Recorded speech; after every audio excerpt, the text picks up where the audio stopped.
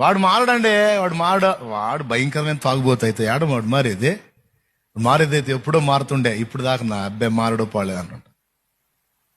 నిజంగా దేవుడు అలా అన్నాడా నీతో? మనుషులు అంటారు మారడని, కానీ దేవుడు అలా మారడన్న వాళ్ళని ఎంత మందిని మార్చి ఈరోజు సాక్షుల్ని చేసి, సేవకుల్ని చేసి, దేవుని కొరకు పాత్రలు చేసి వాడుకుంటున్నాడు. ఎన్ని జీవితాలు మారిపోయినాయండి ఈరోజు. అందుకే నేను చెప్తున్నా,